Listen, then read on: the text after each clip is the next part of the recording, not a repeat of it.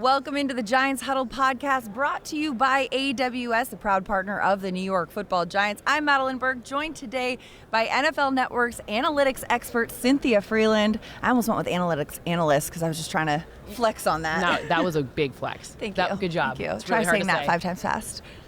Thanks for Actually, taking don't. the time. Yeah, actually don't. Thanks for taking the time with us today. We're out here at the NFL Combine, taking in a lot of data. I mean, analytics is a word that it seems like people think is a new wave of things, but really gathering data and information has always been around. So how do you explain the way that the collection of it all has evolved? I mean, basically, it's a tool for the toolkit. And the interesting part about how it's evolved is that technology has really enabled us to look at new data sets. So Next Gen Stats, of course, which really started in 2016. You get more sort of GPS-based data, but then different technologies like computer vision, which allows you to measure things back from before 2016. You know, like I got to measure Matthias Kunuka. That's like my college best friend right there. So had to throw that in. Shout out Matthias.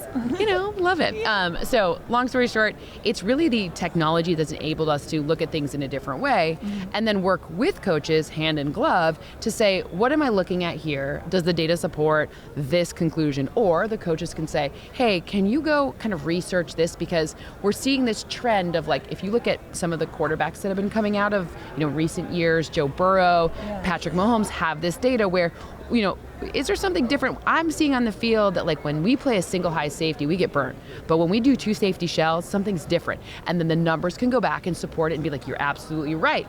This is because of this. And it just helps you deepen and enrich those conversations about strategy so you can ultimately win more games. Pick the right draft prospects, figure out the right blend of people in free agency to acquire or pay or not, and kind of put that all together so what you're putting on the field is absolutely your best strategic attempt to beat your opponents. Right, and so analytics isn't anything new. No. It's just more information. No, not new. And it's just a new or a different way of approaching. And you've got your model and your math equations that you plug in, and some of that I still am just like, how? Like, I can barely run an Excel spreadsheet. So how do you kind of start? Where do you start with these things? Well, I started in the league office in 2008, and I was working in finance. And I have a finance background. Obviously in New York, lots of people have finance backgrounds. But I got a chance to work in the league office on some projects about figuring out, okay, what's the right number of games to put the best product on the field? Is it 16 regular season games and 4 pre, 17 and 3? You obviously see where we netted out. But in doing so, you have to work with the competition committee. So these awesome coaches who teach you what you're watching on film and why teams win and why teams don't win, or what's a high probability, low probability. What is the philosophy behind more competitive games? Because ultimately what you want on the field is a game where you think you can win any single game. You don't feel like it's David versus Goliath in any game, and you want more teams to be more playoff eligible games to happen longer. And so that's what we tried to figure out. And by kind of mapping together what happened on the field to finance, that's where we came up with, that's where I started writing those things. So it's all finance. It's all finance. It's the same things like Wall Street trading stuff for me. Some people are more statistically inclined. I'm a trader. Buy low, sell high. There you go. That's all you need to know. Exactly. When you get to this point of the season too, though, when you're evaluating talent and also converting from college to pro, I mean, it's football, but it's not really the same game. How do you kind of take that data from college and apply the necessary variables to show how it would translate, or can you? You can. The way that, again, another tool in the tool belt, just the way that scouts go and say, this one looks like, this guy reminds, you hear comps, it's comp season.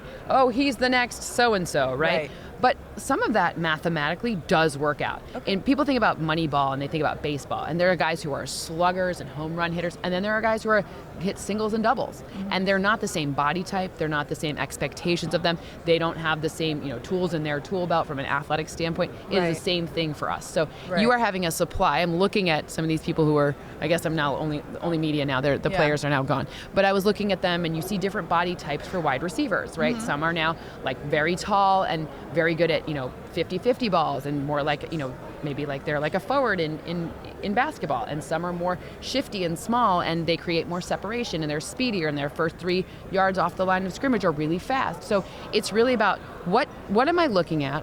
what are the things that this thing can and can't do? And I say thing because we every single position, right? And then you map it together with what's currently on your roster and where you have needs and what your coach strategically thinks is going to make you beat the Eagles, for example. Right, absolutely. Or the Cowboys. Sorry, we would beat the Cowboys here. Yeah, exactly.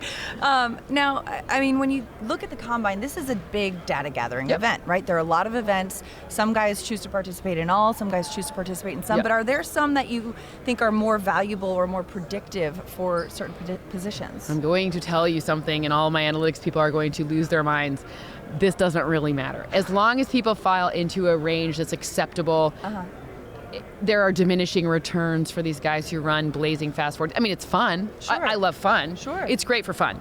But when it comes to what happens on the field, like when you put pads on and you're running a crossing route, it doesn't matter that you had 4.3 speed. I mean, it would matter if you had 5.3 not speed, right? The opposite of speeds, 5.3 slow, right? Whatever. But it would matter if that. But between, if you're falling in these acceptable ranges, none of that stuff matters. But what you're really doing is you're giving evaluators here a chance, one, to interview, two, they go through the process. It's like everything. It's like when we went to college, you had to take the SAT. It's the same thing. You just have to go through these things. They gather the data. It doesn't mean anything at all. And then ultimately, if you're falling out of range, it makes them go a second look either in a good way or a second look in a bad way. Okay. And you just don't want to do the bad one. So these are all just really benchmarks that you have to hit. And that's fair. And I think it gives... Maybe don't tell my bosses that I said that. I won't. We'll just only broadcast this. Perfect. We'll figure it out. I'm sure they're listening live right now, so thank you. But I think it's interesting, too, because you see some of these guys that really put their name on a map, at least in the public forum, and by these impressive performances. And some of them, it translates to success. And some of them, it not so much. I mean, we saw Giants receiver John Ross. I mean, his Combine performance was incredible. Legendary 40. Legendary 40. How much, though, I mean, especially the newer evolution and availability of GPS information and the speed and data, how much is that data being used by NFL teams, or is it available? The smart teams, and I will say, I know for a fact, now your new GM and your new coach, because I had spent some time with the Bills last preseason. Maybe you guys can have me this preseason, because we'll work it out. We'll be a team. No, that'd be fun. Anyways, so I spent some time with them last year, and I know they're very thoughtful about, speed. Like these metrics in a vacuum don't matter.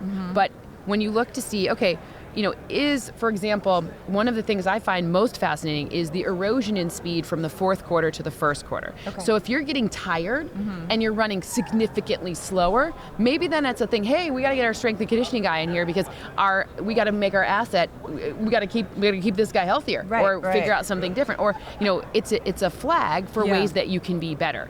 And the teams that do it right use the information to enhance the things that they have. And I know your head coach and I know your GM are both people who really understand that and really know how to, it's, again, speed and it's cool to be like, hey, who ran the fastest this week? But by the way, often when a guy runs the fastest, it's like a go route and a busted coverage.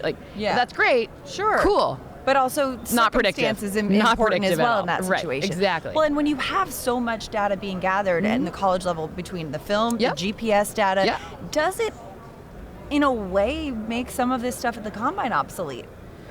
I think maybe it was a little obsolete before. But I think what it really does is it adds context to, part of what these guys are being judged on is their ability to go through this process and to prepare. This is their own off season. They did not have they don't work for teams, so they don't have a team giving them their strength and conditioning and their whatever. So this is, what are you gonna, it's your resume. It's are you coming with this resume that's formatted beautifully and have you put the time, work, and effort and energy into it? Or have you have you been distracted by some of the things that you could be distracted by? So it's not making it obsolete, it's just more making it transparent that it's about what it's about. Your film's already on. The scouts already know. They already know. Just keep, you HR brought you and I in for our interviews and then we nailed it, right? Because we got the jobs. But if you hadn't prepared and you would have showed up all disheveled, you might not have gotten the job.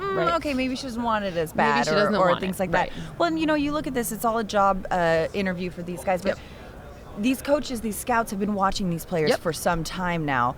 And you get all this data, and in some way, is it human nature to use it as confirmation bias? Or oh, see, I can use these numbers to verify what I already think in a way.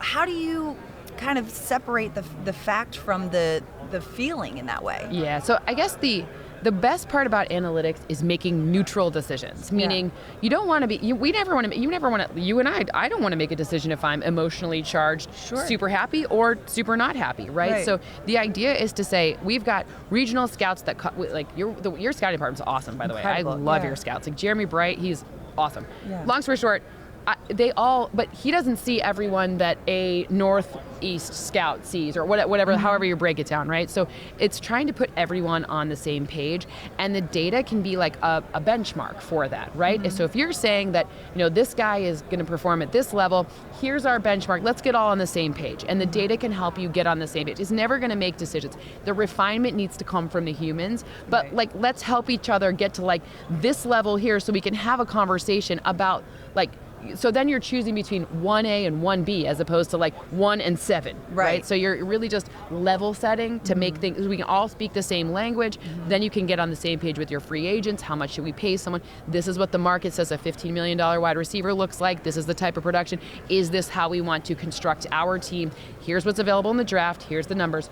Here's what's available in free agency. Here's the numbers. Here's our strategy. It's getting everyone on one page. Yeah, and kind of math is the universal language in that way, so that's a benefit. Unfortunately or fortunately? I think fortunately.